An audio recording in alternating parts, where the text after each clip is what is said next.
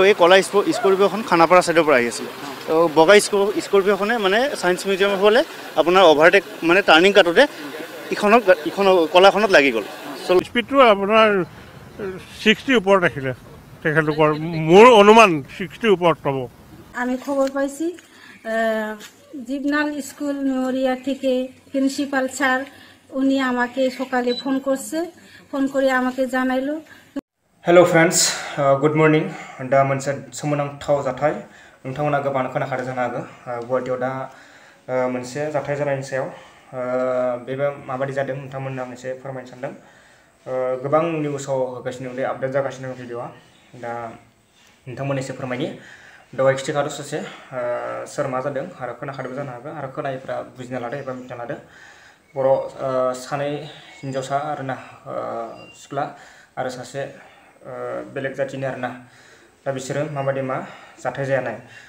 गुवाहाटीनि खानापारा गिख्रंथाव लामा जाब्रबथाय गंनै स्करपिअ गिख्रंथाव सौदावनाय जायगायावनो सानै सेंग्रा सिख्ला थैदों दिपित दे आरो कनामिका नार्जारी गोब्राब जोखोम जादों निहारिका बसुमतारी मुंनि सासे आरो माने बियो थैनाय जा लाइमोन सिख्ला कनामिका नार्जारीया मबेनि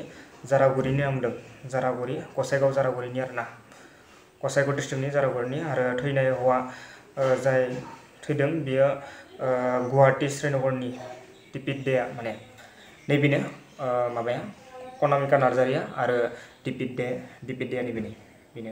बिसोर सानैबो आरोना बेयो गुवाहाटी श्रीनगरनि आरो बियो गसाइगावनि मा गामिनि होनदों जारागुरिनि कनामिकाया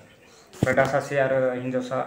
सिख्ला बेबो माने गोब्राब जोखोम जाना दं होनदों बे सोर जादों माबा निहारिकाया दा गोब्राब जाना दं आरोना दा जाथाया माबायदि जादों जाथाया दा माने गोसोम स्करपिअ आरोना गोसोम स्करपिअ बिसोरो माने सिख्ला सानै फैदोंमोन आरो माने बिदि सौदाव जादों आरोना घटनाया गारियाबो बारा गोबाव जायाखैनो सानथामसो बायदोंमोननो दा बर' हिनजाव सिख्ला सानैया गुबुन हारिनि जातिजों बेबायदि माने हरनि समाव थांनानै बहा बेरायनो थांदों जों कालि फुजानि समावनो दा बेबायदि जाथाय जानायखौ जों खोनानो मोन्दों आरोना दा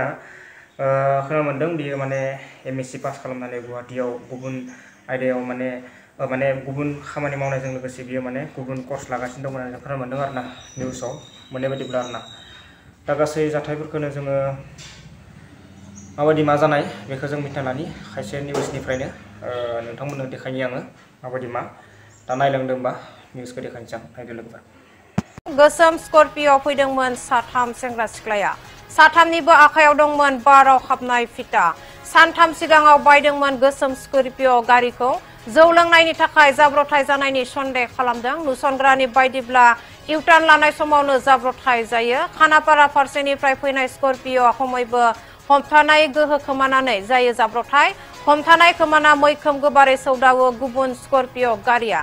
फुटब्रिजनि रेलिं सिफायनानै साजों गाखोलाङो गंसे गारि फुटब्रिजनि सायाव सौदावना फिन सिङाव सौदावो गारिया जाब्रबथायाव राजा लामायाव गोग्लैना थायो थैनायनि खायसे अंग GMCHआव थिसनो गुबुन गारिनि ड्राइभारखौ दा नोंथांमोना खोनाखाबाय नङा होमबा लोगोफोर गुबुन निउसफ्राव खायसे बाथ्रा बुंदों आरोना माने बियो माने MSc पास खालामनानै कनामिका नार्जारीया माने MSc पास खालामनानै बियो गुवाहाटीयाव मोनसे खामानि मावनायजों लोगोसे कचिं लाबाय दंमोन नेटनि थाखाय प्रिपेरेसन खालामबाय दंमोन दा बियो कालि फुजानि समावनो बिसोरो माने साथामबो बेरायनो थांदोंमोन आरोना दिपित दे कनामिका नार्जारी आरो सासेनि मुङा जाबाय निहारिका बसुमतारी दा बेथ' गोब्राब जोखोम जानानै दं होननानै जों मिथिनो मोन्दों दा निहारिका बसुमतारी आरो कनिका नार्जारी बिसोर सानैनि गेजेराव दिपित देदों सोरबा सासेजों मोजां मोनलायोमोन ना साथामबो ओरैनोसो लोगोखामोन आं दा बेखौथ' मिथिला एबा बुंनोबो थांला दा जाथायथ' जाबाय नङा होमबा लोगोफोर सासेया गोब्राब जोखोम जाबाय आरो सासेयाथ' गैखालानोखा कनामिका नार्जारीया दा बेदि आरोना नोंथांमोना मा बुंनो सानो कमेन्ट बक्सनि गेजेरजों फोरमायहरनो हागोन दा माबाफोर आपडेट मोनबावोबा लाबोनो नाजागोन आंनि चेनेलाव लोगोफोर दा सोरफोर चेनेलाव गोदान मावनानै चेनेलखौ साबस्क्राइब खालामना गोजोनथों बाय बाय